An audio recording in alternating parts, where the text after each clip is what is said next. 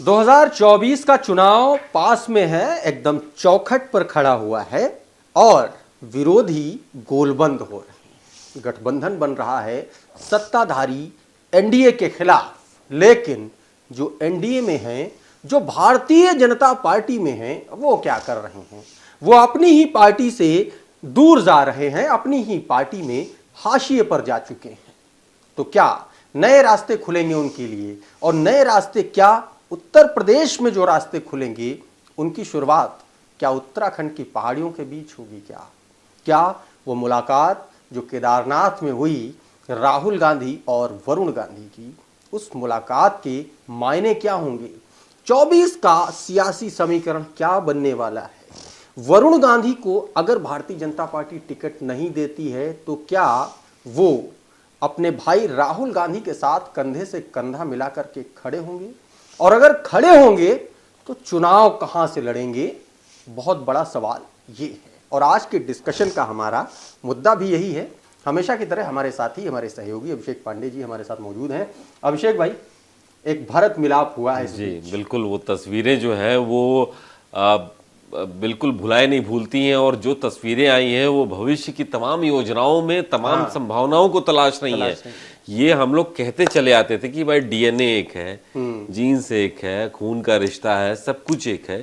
तो आखिर ये दोनों जाके मिलेंगे कहाँ मिले कहाँ? आप देखिए, प्रभु के शरण में मिले। बाबा ने बुलाया, बाबा ने मिला दिया, भाई गले मिल गए। तो आप ये संभावनाएं बिल्कुल हैं, इसमें कोई कयास देखिए, राजनीति तो कयास का ही खेल है, संभावनाओं का खेल है। और दूसरी बात, जिस तरीके से भाजपा के अंदर वरुण गांधी सिर्फ नाम के एक संख्या है, सिर्फ वो इस समय उनकी कोई उपयोगिता रह नहीं गई है, उनसे कहीं कोई लेता नहीं है। जो कमेटियां थी उससे बाहर किए जा चुके हैं। अब बस भाजपा किसी तरह उनको ढो रही है। आप ये समझिए कि उनको खुद से निकाल भी नहीं सकती है, नहीं तो वो पीड़ित हो जाएंगे, विक्टिम हो जाएंगे। तो बस ये आई गई की बेला है। और मुझे लगता है कि अगर वो भाजपा में नहीं फिट होंगे तो जाहिर तौर पर उनके लिए उनका अपना परिवार जो है उसका दरवाजा खुला रहेगा। कई बार चर्चा ये भी होती है अभिषेक जी, क्योंकि समाजवादी पार्टी के पास भी एक वो है, कई बार वो अखिलेश के समर्थन में कुछ बोलते हैं, कुछ लिखते हैं। कई बार वो राहुल गांधी के पक्ष में लिखते हैं। जब भारत जोड़ो यात्रा की बात हुई तब बड़ी तेजी से नाम चर्चा में आया उत्तर प्रदेश में। हालांकि बहुत छोटी वो यात्रा रही यूपी के लिए। अब सुनने में आ रहा फिर से शुरू हो रही है भारत जोड़ो यात्रा। तो सवाल फिर से वही, क्या इस बार वरुण गांधी जो उत्तराखंड में जो मुलाकात हुई, क्या राहुल गांधी ने निमंत्रण दिया होगा कि ठीक है, पहली बार आप नहीं जुड़े, दूसरी बार आइए, साथ में भारत जोड़ते हैं? हाँ बिल्कुल, देखिए हो सकता है, क्यों नहीं हो सकता। राहुल गांधी को एक अच्छे हैंड की जरूरत है यहाँ पे। उनके भाई हैं, और वो जो उनके अंदर है वही ऊर्जा उनके अंदर है, वही जीन्स, वही भाई उनके पिता। आप सोचिए कि संजय गांधी का क्या औरा था भारतीय राजनीति में। तो ये सिर्फ वक्त की बात है। और आप देखिए कि अगर आप मेनका गांधी को देखें तो मुझे लगता है शायद वो भी अब भाजपा के उस क्राइटेरिया में नहीं आती, उस विंडो सिस्टम में नहीं आती कि उनको भी इस बार रिपीट किया जाए। हालांकि उन्होंने हाल फिलहाल में एल्विस वाले केस में थोड़ा सा हाईलाइट उनको जरूर मिला है। और आपको भी याद होगा कि जब नई संसद में जब शिफ्ट हो रहे थे तो उस समय भी उनको एक तरजीह दी गई थी। उन्होंने भाषण दिया था, सबसे लंबी पार्लियामेंटेरियन है वो। लेकिन इस बार मुझे मुश्किल लग रहा है। तो ऐसे में एक पूरी पीढ़ी का जो भाजपा के साथ जुड़ाव था वो यहाँ से एंड होगा, और उसके बाद एक नई दिशा मिलनी चाहिए। लेकिन और इसीलिए अब मुझे लगता है कि वरुण गांधी भी सही समय का इंतजार कर रहे हैं बहुत लंबे समय से। आप देखिए, कांग्रेस के परिवार पे या फिर गांधी परिवार पे उन्होंने कोई डायरेक्ट अटैक नहीं किया है। एक बतौर राजनीतिज्ञ वो सही समय का इंतजार कर रहे हैं। तो मुझे लगता है कि सही समय 24 होगा। और रास्ते सवाल ये भी है कि आप देखिए, चुनौती भी है।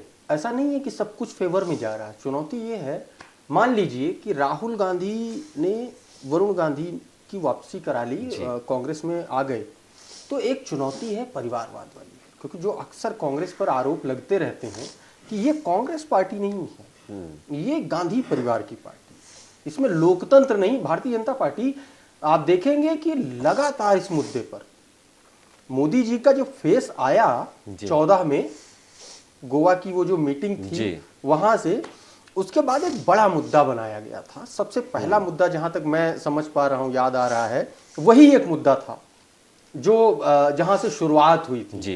कि ये तो घर की पार्टी है। तो वो जो घर की पार्टी है वो एक चुनौती भी है अगर वरुण गांधी या मेनका गांधी वापस आती है। देखिए, चुनौतियां हैं, और अगर वरुण गांधी नहीं आएंगे तो भी ये पॉलिटिकल डायनेस्टी, फैमिली पॉलिटिक्स से कांग्रेस पीछा नहीं छुड़ा पाएगी। तो अगर आते हैं तो हो सकता है उस पर कुछ दिन और चर्चा हो जाए, नहीं आते हैं तो ये मुद्दा बना ही रहेगा। दूसरी तरफ कांग्रेस भी अब मुखर होकर के बोलना शुरू कर हाँ, दी। वो फ्रंट फुट उन्होंने पे कहा है भाई एकदम। ठीक है, अगर हमारे यहाँ पे फैमिली डायनेस्टी, पॉलिटिकल डायनेस्टी है, वंशवाद आप कह रहे हैं, तो भाजपा में क्या नहीं, उनके पास भी एक लंबी पूरी फेहरिस्त है। फेहरिस्त है। वो गिनाना शुरू कर देते हैं कि आज कौन कौन से नेता कहाँ है, उनके बेटे कहाँ है, उनके परिवार में क्या चल हाँ, रहा वो है। धूमल से लेकर राजनाथ सिंह तक गिनाते हैं, फिर कल्याण बिल्कुल बिल्कुल सिंह करते और हैं। सारी पूरी एक तो फेहरिस्त है वहाँ पर। अगर दोनों परिवार मिलते हैं, गांधी दोनों भाई मिलते हैं, तो इसके लिए मुझे लगता है कांग्रेस पहले से तैयार, उनके ऊपर हमले हो ही रहे हैं। और दूसरी बात कि जहां तक भाजपा की बात है, भाजपा के लिए मुद्दा हमेशा से सूट करता रहा है। आप देखिए, जब कांग्रेस वाले बोलते हैं तो वो भी तो बोलते हैं कि भाजपा में भाई मेनका गांधी, वरुण गांधी, वो इनके ऊपर अटैक करते हैं कि ये भी तो परिवारवाद है। भाई माँ को और बेटे को, दोनों को आप सांसद बना रहे हैं, दोनों को आप टिकट दे रहे हैं, तो ये दोनों तो तरफ मुझे से लग रहा है चलता वो रहता जो बॉइलिंग पॉइंट है वहां पर आकर के दोनों टकराने की कोशिश में है। जी। और अब वो जो पॉइंट है वो लगभग लगभग बराबर आ रहा है, आप शायद ये कहना चाह रहे हैं। जी। लेकिन मुद्दा ये नहीं, मुद्दा ये भी है कि वरुण गांधी क्या वो अपना पर्सोना रखते हैं क्या, कि उनकी एक छवि एक सांसद से इतर भी है? क्योंकि कई बार सवाल ये है, कोई बहुत बड़ा इम्पैक्ट, कोई बहुत बड़ा फिगर वरुण गांधी कभी रहे नहीं। देखिए, वो मास लीडर तो नहीं मास है, लीडर नहीं है। इसलिए क्योंकि अपनी कंस्टिट्यूएंसी में जहां को वो रिप्रेजेंट करते हैं, वहां के लोगों से वो ठीक से बात नहीं करते हैं। हाँ। ये तमाम शिकायतें, ये तमाम ऑडियो हम लोग कई सुनने बार को उनके मिले। ऑडियो वायरल तो हुई। वो he is not a mass leader. मुझे लगता है कि वो जबरन बनाए गए हैं। उनको अपने अंदर बहुत सारे रिफॉर्म्स लाने होंगे, उनके अंदर वो क्षमता है। वो जिस व्यक्ति के बेटे हैं उसके अंदर वो क्षमता थी। आप सोचिए कि वो कर सकते हैं, लेकिन मुझे बहुत पहले से ये भरोसा था कि वो कभी तो उनके अंदर वो स्पार्क दिखेगा, लेकिन वो दिखा नहीं है। बहुत खामोश है, सिर्फ नंबर बन के रह गए हैं। और अगर दोनों भाई मिलते हैं, कई बार तो लगता हो है कि सकता है वो कुछ बदलाव आ राज्यसभा जाए। टाइप के मटेरियल। हाँ बिल्कुल, थोड़ा इंटेलेक्चुअल हाँ, है वो, पब्लिक, intellectual, वो पीपल्स हाँ। एमपी नहीं है, लोगों के सांसद नहीं है वो। अंग्रेजी में लेख लिखना जी। और आप जिस सीट का प्रतिनिधित्व करते हैं, शायद वहां के लोग भी, बहुत कम ही लोग समझ पा रहे होंगे कि भैया जी। आपने क्या लिखा है, कौन से पर्यावरण पर आप क्या लिख रहे हैं, कब बाघों पर लिख रहे हैं। तो ये तमाम सारे सवाल हैं। खैर, लेकिन जो ये मुलाकात हुई केदारनाथ में, बाबा की गवाही में, या कहें बाबा की छत्रछाया में, जब दो परिवार मिले, दो भाई मिले, तो क्या ये 2024 में भी ये गवाही उतनी ही मजबूत रहेगी क्या? ये बड़ा सवाल है।